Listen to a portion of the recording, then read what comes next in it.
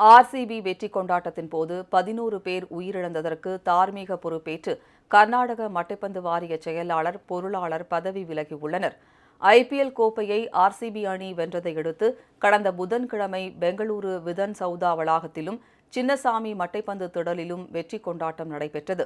அப்போது ஏற்பட்ட கூட்ட நெரிசலில் சிக்கி தமிழகத்தின் உடுமலைப்பேட்டையை சேர்ந்த இளம்பெண் காமாட்சி உட்பட 11 பேர் பரிதாபமாக உயிரிழந்தனர். இந்த வழக்கை தாமாக விசாரணைக்கு எடுத்த கர்நாடக உயர்நீதிமன்றம் 10ஆம் தேதி அறிக்கை தாக்கல் செய்ய வேண்டுமென ஆணையிட்டது.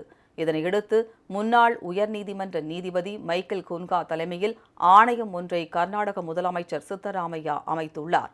இதனிடையே 11 பேர் உயிரிழந்தது தொடர்பாக ஆர்சிபி அணியின் நிர்வாகி நிக்கில் சோசலே மற்றும் வெற்றி கொண்டாட்டத்தினை ஏற்பாடு செய்த டிஎன்ஏ நிறுவனர் ஊழியர்கள் 3 பேர் கைது செய்யப்பட்டனர்.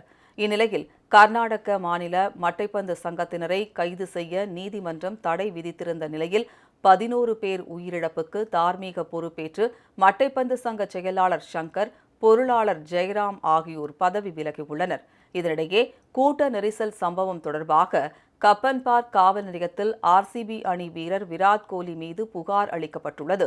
ஏற்கனவே பதிவு செய்யப்பட்டுள்ள வழக்குகளுடன் சேர்த்து இதையும் விசாரிக்க பரிசீலனை செய்யப்படும் என காவல்துறை தரப்பில் தெரிவிக்கப்பட்டுள்ளது.